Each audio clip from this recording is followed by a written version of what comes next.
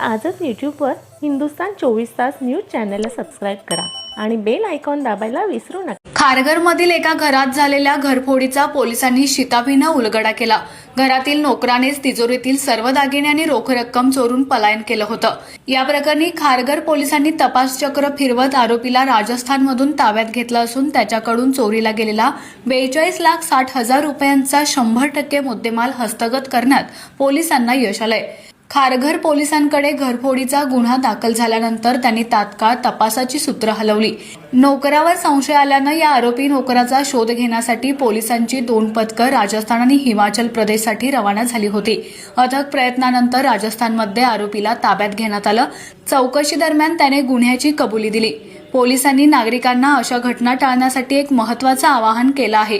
घरात नोकर ठेवताना त्यांची पोलीस पडताळणी म्हणजेच पोलीस व्हेरिफिकेशन करून घेणं अत्यंत आवश्यक आहे, असं पोलिसांनी म्हटलं आहे।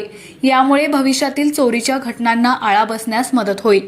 9 जुलै 2025 रोजी खारघर पोलीस स्टेशन येथे गुन्हा रजिस्टर क्रमांक 298/2025 भारतीय न्याय संहिता कलम 306 अन्वये चोरीचा गुन्हा दाखल झाला होता।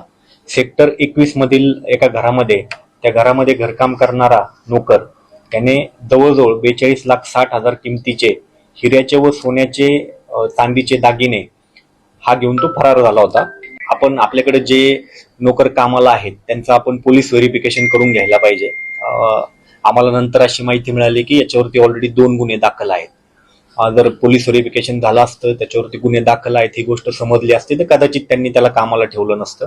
आणि या नोकराने त्याला घरामध्ये घरकाम करत असताना त्याला चावी सापडली आणि ते चावी सापडल्यामुळे त्यांनी ही चोरी केलेली आहे। तर आजच यूट्यूबवर हिंदुस्तान 24 तास न्यूज चॅनलला सबस्क्राईब करा आणि बेल आयकॉन दाबायला विसरू नका।